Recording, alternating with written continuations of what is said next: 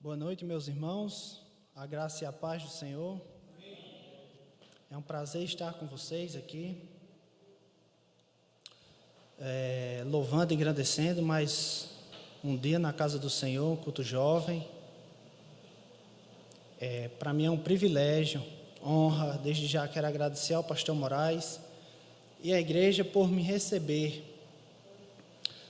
Para mim, pregar a palavra do Senhor sempre é um privilégio, e sempre que eu abro a Bíblia, seja para algumas pessoas, como são para vocês aqui, ou seja para uma ou duas pessoas, eu sempre reconheço a minha dignidade, que eu, nem ninguém, nenhum de nós somos dignos de pregar e até mesmo de ouvir essa mensagem, mas Deus é tão gracioso que por meio de sua graça e de seu Filho, Ele nos disponibiliza tão grande oportunidade.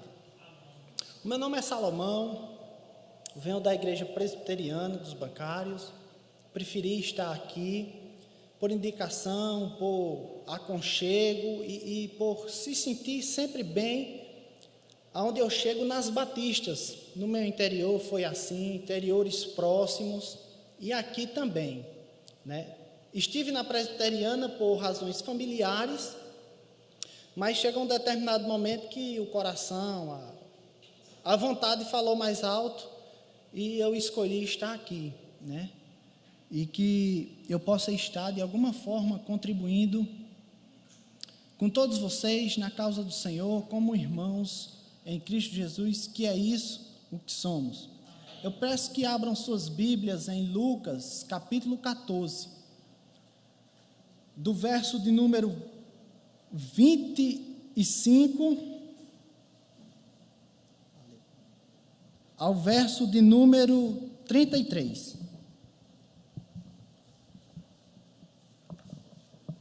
Valeu mesmo.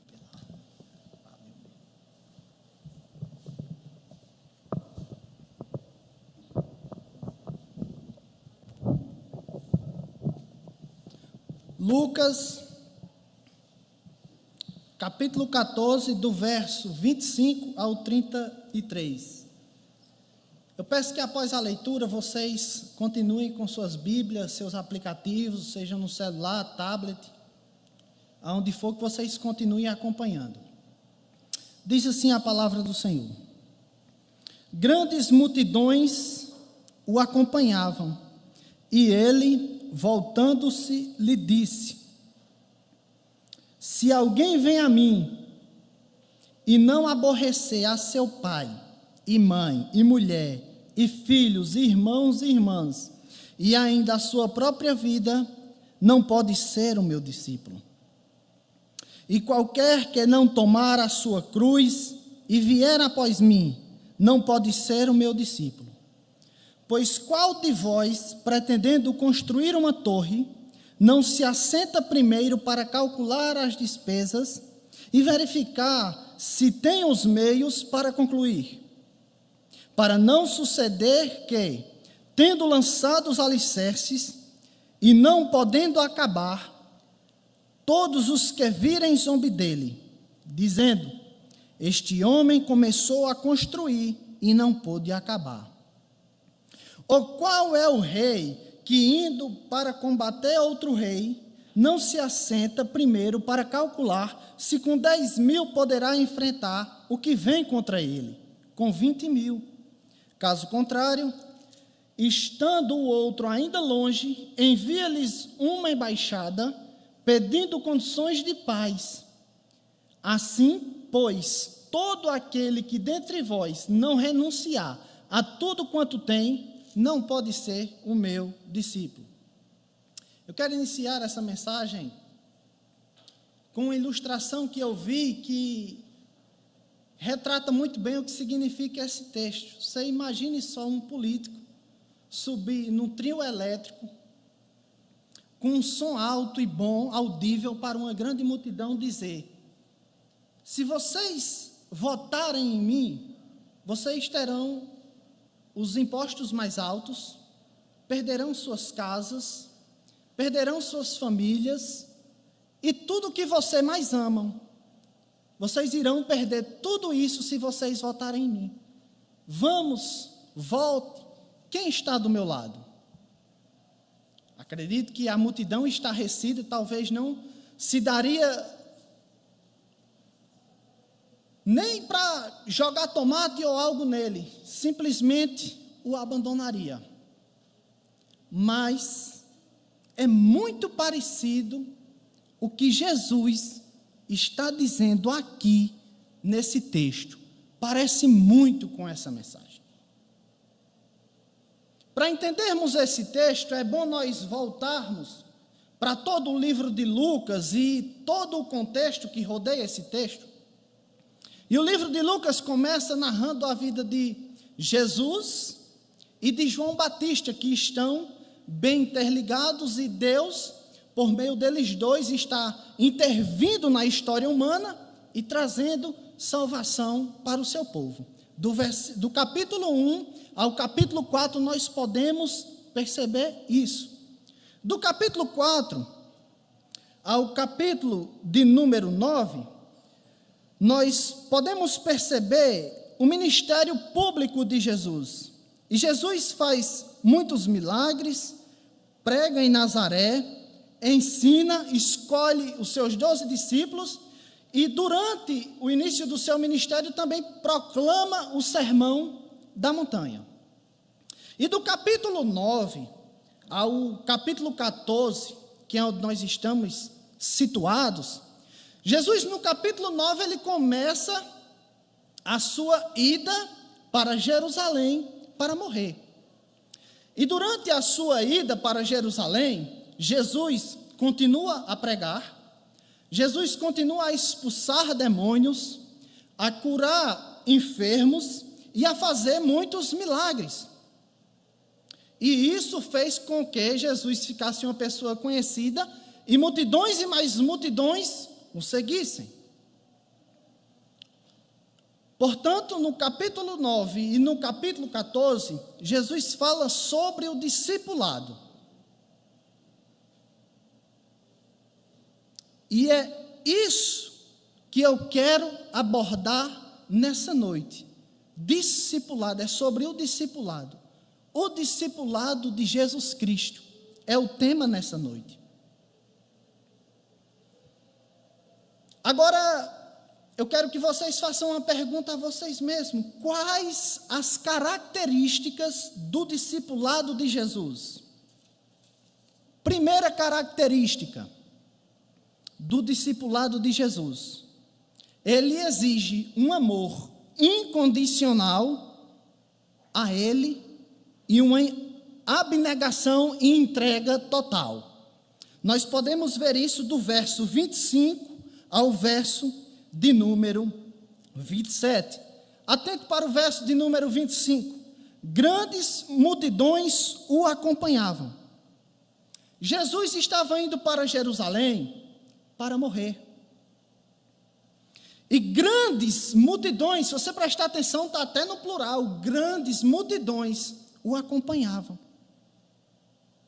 Provavelmente essas multidões acompanhavam Jesus por causa dos seus milagres, da multiplicação dos pães e dos peixes, ressurreição de mortos, libertação de demônios, pessoas endemoniadas, e vários outros benefícios que Jesus trouxe àquelas pessoas que o acompanhavam. Aliás, até mesmo os discípulos aqui ainda pensavam que Jesus viria como um rei davídico e bélico, que iria libertar o seu povo como foi Davi. Portanto, provavelmente essa multidão acompanhava Jesus, não pelo que ele era, mas pelos benefícios que Jesus estava disponibilizando àquelas pessoas. E Jesus, de uma maneira até irônica, olha para essas pessoas e diz: se alguém vem a mim e não aborrece o seu pai, a sua mãe, e por aí vai, não pode ser o meu discípulo. Isso aqui foi uma coisa para as pessoas que escutaram logo de primeira e para os primeiros leitores de Lucas, foi muito impactante. Porque a família judaica era uma família muito unida. Era uma família muito apegada, onde eles nutriam um amor, um respeito e uma reverência para com a família. Era assim a família judaica. Para você ter uma ideia,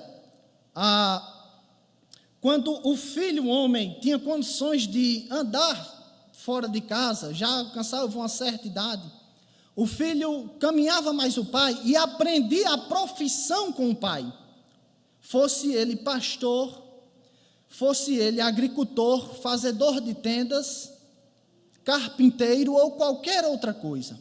E durante esse período que o filho estava com o pai, ele não só aprendia a profissão que ele iria exercer quando ficasse adulto, mas também nesse período ele escutava a lei do Senhor. Se você lê em Deuteronômio capítulo 6, Deus manda com que os pais ensinem aos filhos ao caminhar, ao levantar, ao deitar, ao sentar, ou seja, a todo momento o pai estava ali se comunicando com o seu filho, ensinando suas posições políticas, religiosas, sua profissão. Dessa maneira, então, o filho criava um laço muito forte com o pai. Diferentemente de hoje, infelizmente, que às vezes nós colocamos o filho, numa creche, pega ele de noite e o relacionamento é quase zero. Então, aqui é totalmente diferente. É um relacionamento muito pegado. E as meninas ficavam com suas mães e aprendiam a cuidar de animais. Se você ler, Rebeca estava dando alga lá aos animais. As mulheres ficavam com a mãe, aprendiam a remendar roupas, a cozinhar, a regar as hortaliças ali que a família tinha. E dessa maneira, com esse contato, pai e filho, mãe e filha, gerava ali uma comunhão, um apego muito grande. A família judaica era uma família muito apegada. Portanto, para aquelas pessoas que estavam ouvindo, ficaram profundamente impactadas. Quer dizer que eu tenho que aborrecer o meu pai, a minha mãe, os meus irmãos, para ser discípulo de Jesus.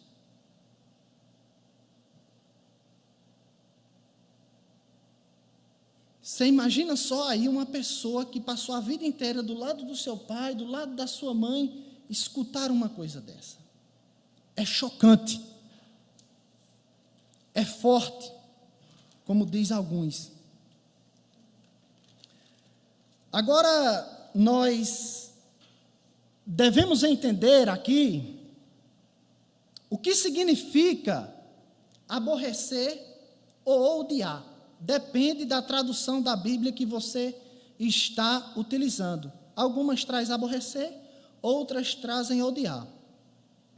Primeira coisa que eu quero aqui evocar é que em Êxodo, capítulo 20, no tão conhecido os 10 mandamentos, e mais especificamente no 6º mandamento, Deus diz que nós devemos honrar pai e mãe. O Senhor Jesus Cristo veio, cumpriu toda a lei e ensinou que nós devemos amar até nossos inimigos. Então Jesus não estava falando que nós deveríamos aborrecer o nosso pai, a nossa mãe, ou odiar literalmente. Isso aqui é uma figura de linguagem, ou isso aqui é uma expressão, é um hebraísmo. A palavra que está aqui para odiar ou aborrecer se chama missel, que significa apenas amar menos. E para comprovar isso que eu estou dizendo, quando você vai em Gênesis, nós temos que olhar essa expressão à luz de toda a Bíblia. Quando nós vamos em Gênesis, capítulo de número 29, versículo de número 30 e 31 diz assim: e entrou também a Raquel, e amou também a Raquel mais do que a Léia, e serviu com ele ainda outros 7 anos. Vendo, pois, o Senhor que Léia era aborrecida, preste atenção, abriu a sua madre. Ou seja, aqui existe Jacó, Raquel e Lia. Só que o amor que Jacó tinha por Raquel era tão grande que parecia que ele odiava ou aborrecia Lia. A gente até quando lê, né, pensa que Jacó não estava muito nem aí para Lia. Na verdade não é. Isso é uma forma de se expressar típica do mundo oriental. Então não é que Jacó não gostava ou não amava a Lia, não. É que o amor que ele tinha por Raquel era tão grande, mas tão grande, que quando comparava as duas, parecia que ele odiava a Lia. Quando nós viemos para o Novo Testamento, em Romanos capítulo de número 9, versículo de número 13, vai dizer que Deus amou Jacó e aborreceu Esaú. Mas em João 3,16 diz que Deus amou o mundo. Portanto, Deus odiou um e amou o outro? Não. Na verdade, aqui significa a mesma coisa. O amor de Deus por Jacó era tão grande, e escolheu Jacó para que dele viesse o descendente da semente, ou seja, Jesus. O amor de Deus por Jacó era tão grande, que quando olhava para Esaú, parecia ódio ou aborrecer. E é justamente isso daqui que acontece em Lucas capítulo 14, versículo de número 26. Aquele que vinha a mim e não aborrecer seu pai, não aborrecer sua mãe, seus irmãos, seus filhos, sua esposa e até a sua própria vida, não é digno de mim. O que Jesus está dizendo é: vocês devem amar mais a mim do que a todas as outras pessoas, coisa, família e até mesmo a sua própria vida. Agora, se você quiser ser o meu discípulo,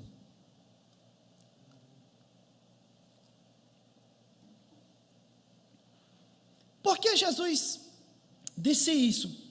Nós vemos que quando Jesus morre, ressuscita, é assunto aos céus, chega um determinado período ao qual os discípulos de Jesus, os seus seguidores, foram perseguidos. Famílias foram desfeitas, filhos foram expulsos de casas, esposas, pessoas eram abandonadas pelas suas famílias por causa de Cristo, por amor a Cristo. Mas essas pessoas que permaneceram crendo em Cristo, seguindo Cristo, ainda que suas famílias não aceitassem, eles estavam amando mais a Cristo do que a sua família. Quando eles iam para o Coliseu morrer queimado, dilacerado por feras, crucificados, eles estavam amando a Cristo acima até mesmo de suas próprias vidas. E é isso que significa aqui aborrecer. Não é fazer raiva, não é fazer cara feia, birra, não. É simplesmente colocar Jesus numa posição que parece que nós estamos odiando as demais coisas.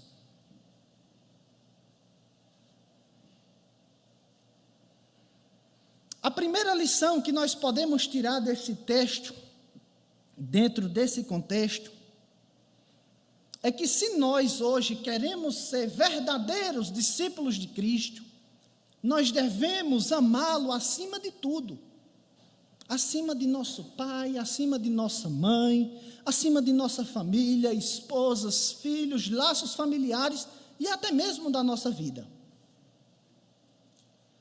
E aqui eu quero citar 2 exemplos práticos que ultimamente agora eu vi.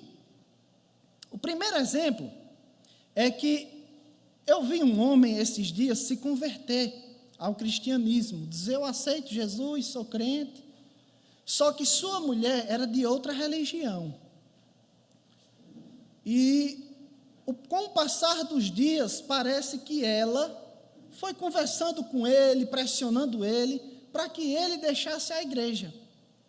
Terminou com que ele parou de ir para a igreja, negou a fé, e disse: eu não quero mais esse negócio de crente, não. Nesse caso, esse homem amou mais a esposa do que a Cristo. Porque em Coríntios nós vemos Paulo dizendo: olha, se o homem se converte e a mulher é incrédula e quer permanecer, beleza, fique com ela ou fica com ele. Se não quer, fazer o quê? Vai embora. Mas nesse caso eu pude ver e testemunhar que o homem preferiu escutar a sua esposa. O segundo exemplo prático que eu quero dar aqui é que eu pude ver e testemunhar crianças se convertendo ao Evangelho e os pais dizendo: aqui eu não quero não. E crianças, pasmem, dizendo: eu saio de casa, mas Cristo eu não deixo. Esse é um caso aonde essa criança ama mais ao seu Senhor do que até mesmo a sua família. Isso sim é amar Deus acima de todas as coisas. Isso sim é ser discípulo de Cristo. Amar a Cristo e aborrecer ou amar menos as outras coisas. E nós estamos chegando num tempo, irmãos, que, sinceramente, eu acredito que isso aqui mais cedo ou mais tarde vai chegar para a gente. Se você colocar no YouTube em caixa alta, CACP, e colocar assim, processos, é um instituto apologético cristão que já é perseguido por causa do Evangelho. Sofre processos. Então eu acredito que vai chegar sim um momento que ou nós iremos se calar, se dobrar, fazer como as autoridades querem, e assim negaremos o Senhor e sua palavra, e amamos mais a nossa vida e nosso bem-estar, ou então nós de fato iremos provar ao mundo que nós amamos a Ele, a sua palavra, acima de todas as coisas.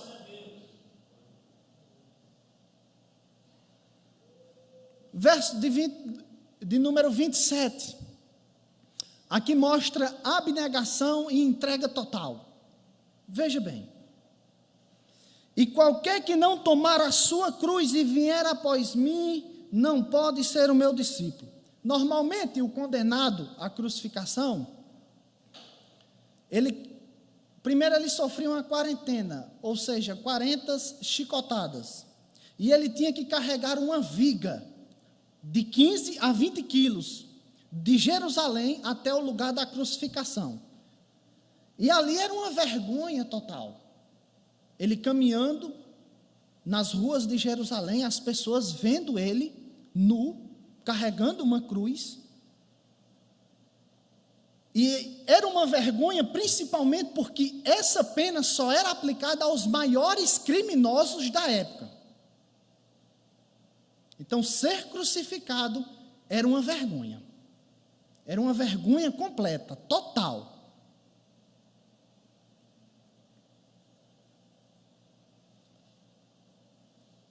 Então, quando Jesus diz: aquele que quer ser meu discípulo, tome sua cruz, isso ficou como um símbolo de abnegação, entrega e disposição de passar vergonha e morrer por Cristo.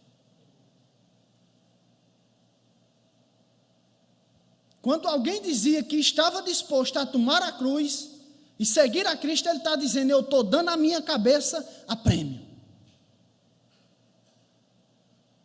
Pode degolar, pode matar, pode decapitar, pode fazer o que você quiser.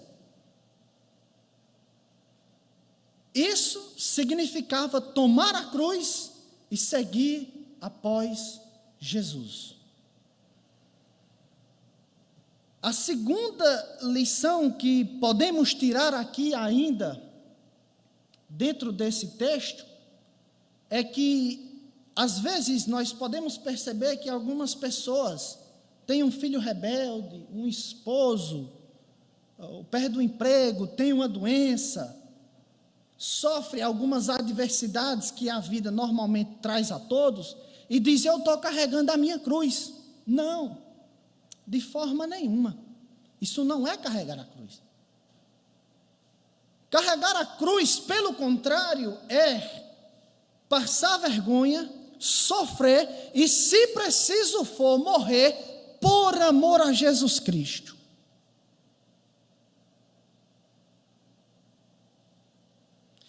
Se nós lermos as biografias dos primeiros missionários que chegaram aqui na Paraíba, no nosso estado,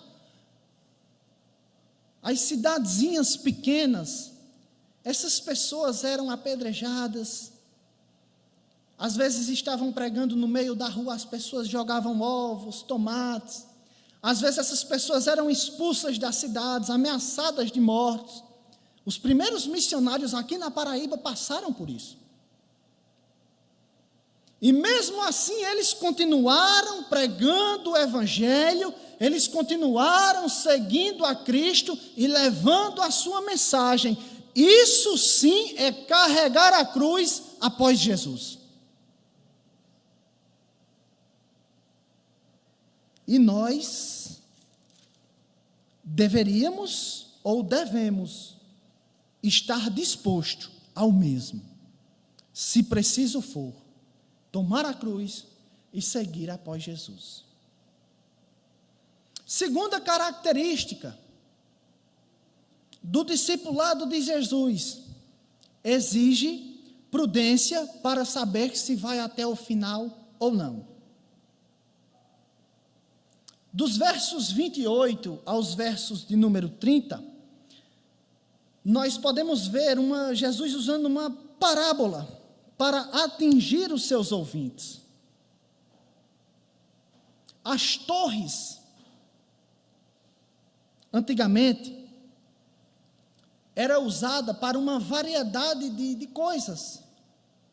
Eram feitas para fins agrícolas, por fazendeiros, para guardarem mantimentos e ferramentas. Eram feitas casas, eram feitas, reis mandavam fazer torre para vigiar se vinham outras nações conquistar a sua. Portanto, torre era uma coisa comum a todos os judeus, fosse torre pequena, média ou grande, era uma coisa muito popular.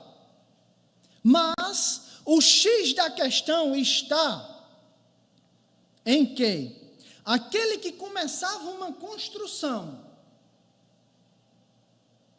e não terminava, ele era zombado pela sociedade.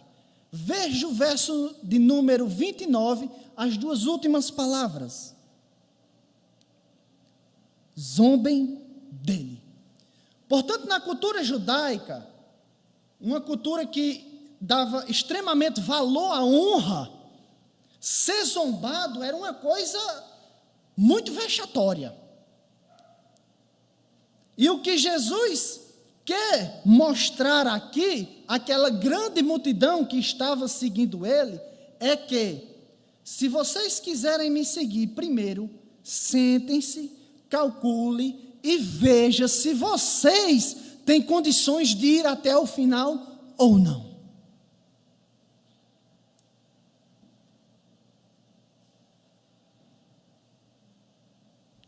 vejam se vocês têm condições de ir até o fim ou não. E eu tenho certeza que Jesus disse isso, pelo menos baseado em 2 motivos. Que, primeiro, Jesus alertou aquelas pessoas porque eles sabiam que aquelas pessoas estavam seguindo ele pelo oba-oba. E não verdadeiramente por ele e pela fé. Segundo motivo, essas mesmas pessoas, ou boa parte delas, foram as mesmas que em Jerusalém gritaram: crucifica-o. Por isso, Jesus estava dizendo: sentem-se e calcule se vocês têm condições de ir até o fim ou não. Porque o que eles tinham na mente de Jesus era totalmente diferente do que Jesus era na realidade.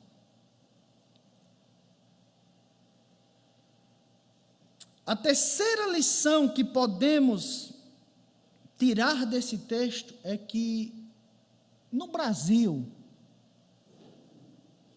por volta de 1950 a 2000, aqui no Brasil realmente existia um avivamento. Nós passamos por um avivamento e isso foi muito bom.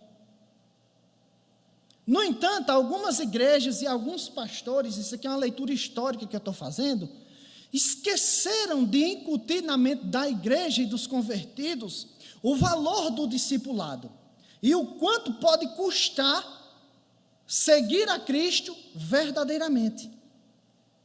Portanto, ao longo desses anos e na nossa época, nós podemos ver pessoas e mais pessoas que entram e saem da igreja, que entram e saem com a maior facilidade. Isso é falta de uma base de saber que o discipulado demanda muita coisa da nossa vida, às vezes até mesmo a nossa vida. Por isso que às vezes as pessoas se afastam da igreja, principalmente com esse negócio aí de teologia da prosperidade, teologia de não sei de quê, que o céu é aqui na terra, e quando a realidade chega, é diferente, né? Quando a pandemia chega, você perde familiar, como eu perdi o meu avô. Quando você vê a prosperidade não acontecendo, você pensando que o céu vai vir para a terra, aí as pessoas começam a sair da igreja. Não sabe realmente o custo do discipulado. É alto. Aqui eu quero também contar outra experiência particular. Não vou dizer a igreja, nem o lugar, nem o nome da pessoa, mas eu frequentava um determinado lugar. E quando eu chegava lá, eu tinha uma menina que sempre eu encontrava ela chorando. Sempre encontrava ela chorando.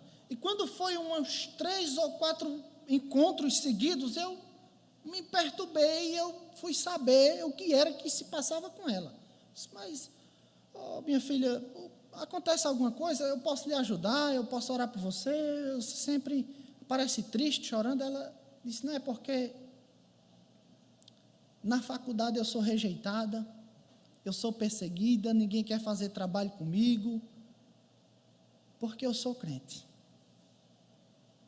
Também não vou citar o nome da faculdade, não, nem precisa, né? Mas é real. Pessoas, às vezes, são discriminadas, perseguidas, apenas por dizer que são crentes. E daí as pessoas já deduzem 1000 coisas. Por isso que Jesus está alertando aquelas pessoas, aquelas multidões que o seguiam: calcule, veja, se vocês têm condições de pagar o preço, pois o preço do discipulado é alto. Agora aqui eu quero deixar uma coisa bem clara para que não fique nenhum mal entendido, porque no discipulado às vezes a gente sofre tanto, às vezes acontece tantas coisas, que muitas pessoas às vezes confundem se a salvação é pela fé, é pelas obras, ou pela fé juntamente com obras. Eu queria deixar bem claro aqui: a salvação, ela é somente pela fé. Mas a verdadeira fé, ela gera frutos e obras. Quando nós lemos 1 João, capítulo 2, versículo de número 6, 1 João, capítulo 2, versículo de número 6, vai dizer assim: aquele que diz que está em Cristo deve andar como ele andou. Aquele que diz estar em Cristo deve andar como ele andou. E, consequentemente, quem andar como Cristo andou será perseguido, se não da mesma forma, de forma muito parecida como Cristo foi. 2 Timóteo, capítulo de número 3, dos versículos 1 ao 12, você pode ler quando chegar em casa, mas especificamente o verso 12, vai dizer assim: aqueles que querem viver uma vida piedosa em Cristo serão perseguidos. Então a salvação é somente pela fé, ponto. Mas a verdadeira salvação, ela vai gerar obras e frutos. E, consequentemente, pessoas que andam em retidão, pessoas que andam em santidade com Cristo, vão ser perseguidas. Seja na esfera intelectual, seja na esfera emocional, seja na esfera física. Se você for para uma faculdade, você pode ser perseguido na esfera intelectual. Se você sair do Brasil e ir para o Afeganistão, China ou Coreia do Norte, você pode sofrer perseguição física, pagando até com sua vida. E em outros lugares você pode ser até perseguido emocionalmente, com pressões e daí por diante. Mas se você quiser viver uma vida piedosa, você vai ser perseguido de alguma forma. Não se preocupe, eu lhe garanto.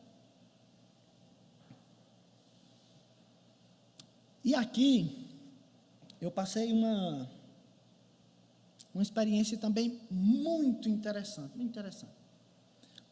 Tem um determinado interior aqui que os jovens juntavam mutirões e iriam evangelizar. E no final da tarde, várias pessoas diziam que tinham se convertido, se chegado a Cristo e tal. E um senhor, quando chegava lá, que começava a falar para essas pessoas o que era de fato o evangelho, muitas iam embora. E aí os jovens ficavam, mas esse cara sempre acaba aqui com o evangelismo. E aí os jovens chegaram no pastor e disseram: pastor, esse homem toda a vida bota o povo para casa. Aí o pastor disse: não, meu irmão, é porque vocês fazem o chamado e ele mostra a realidade da vida cristã.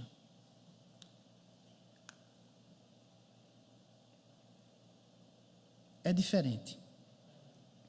Terceira característica do discipulado de Jesus: devemos tomar uma decisão. Dos versos de número 31 aos versos de número 33, Jesus usa outra parábola.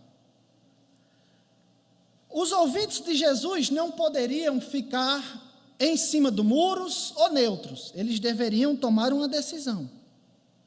E veja que essa parábola mostra que o rei estava num determinado local e outro rei saiu para guerrear com ele, com 20 mil. Diferentemente do construtor, que teria a opção de construir ou não, esse rei não tinha opção, ele tinha que tomar uma decisão de avaliar se com 10 mil ele poderia enfrentar o exército que vinha com 20. Ou ele enfrentaria o exército, ou ele mandaria uma embaixada para, com isso, selar a paz com aquele rei. E isso era a melhor maneira de se resolver a questão, né?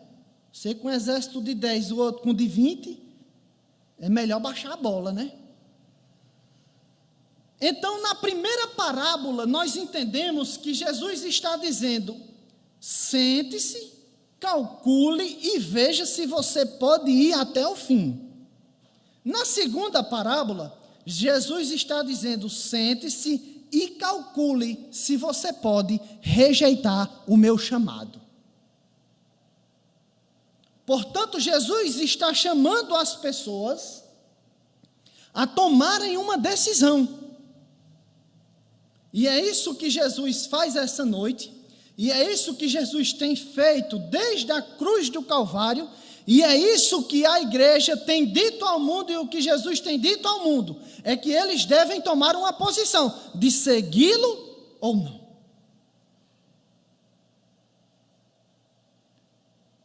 Para encerrar, eu quero lembrar aos irmãos que nós estamos a cada dia mais próximo do juízo final. Então devemos crer em Cristo, nos arrependermos dos nossos pecados e sofrer aquilo que for necessário. Pois Jesus quer uma resposta de cada um de nós, E pelo contexto desse texto, se você virar a sua Bíblia apenas uma página, olhe só o que Jesus está dizendo nos versos anteriores. Olhe só Lucas 13, verso 3. Não eram, eu vos afirmo, se porém não vos arrependerdes, todos igualmente perecerei. Ainda no capítulo 13, no verso 5, não eram, eu vos afirmo, mas se não vos arrependerdes, todos igualmente perecerei. Versículo de número 24, ainda no capítulo de número 13, vai dizer: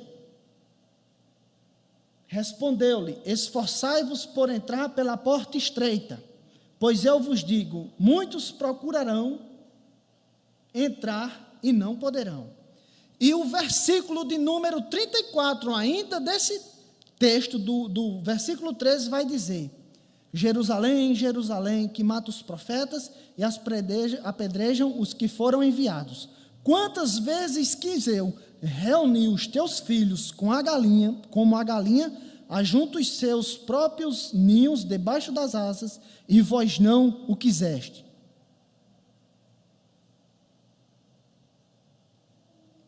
Então, o que Jesus queria daqueles ouvintes era que eles crescem, se arrependessem e seguissem Ele, custasse o que custasse. Da mesma forma, o que Jesus quer de cada um de nós nessa noite é que nós venhamos a seguir a Ele, crer nele, se arrepender dos nossos pecados e ir até o fim, custe o que custar. Amém? Vamos orar, irmãos? Vamos orar. Eu peço que, mais uma vez, eu nem conheço as pessoas que faleceram, mas é sempre bom, né? Uma perda é terrível. Eu perdi o meu avô esses dias e eu sei o quanto é ruim uma perda. E só Deus para consolar. E também peço que a gente ore aqui e ore em casa também, sempre nos momentos que lembrarem, pelo Afeganistão, pela China, pela Coreia do Norte, por esses países onde os cristãos são massacrados, porque uma realidade dessa não é fácil, não é fácil. Senhor Deus e Pai, como igreja, Senhor, se colocamos diante de Ti, ó Deus, e reconhecemos que só o Senhor é Deus, único Rei, digno de adoração, glória, louvor e digno do nosso amor. Faz com que nós te amemos acima de tudo, ó Deus. Faz com que nós se rendamos a Ti e a Tua vontade acima de todas as coisas. Nós de nós mesmos não temos condições, mas eu sei que com Tua graça e com Teu Espírito Santo, Ele pode me capacitar e capacitar a PIB do Castelo Branco como um todo, do pastor ao porteiro, do maior ao menor, a Te amar e que isso seja visível ao mundo. Faz isso em nossa vida, ó Deus. Visita também aqueles que perderam seus familiares, ó Deus, aqui da igreja. Pois uma perda não é fácil, o Senhor sabe que só o Teu Espírito pode consolar. Consola os filhos, os irmãos, os netos, os sobrinhos e toda a família, ó Deus. Une-nos mais como igreja, ó Deus. Nos transforma mais à tua imagem. Cuida dos missionários que estão no Afeganistão, na China, na Coreia do Norte e em todos os países onde o teu evangelho não é recebido, ó Deus. Dá intrepidez, estratégia, para que todos eles estejam pregando a tua palavra e que eles jamais venham a negar o teu nome. Pelo poder do teu Espírito Santo, eu oro em nome de Jesus. Amém. Que Deus abençoe, irmãos. Foi um prazer.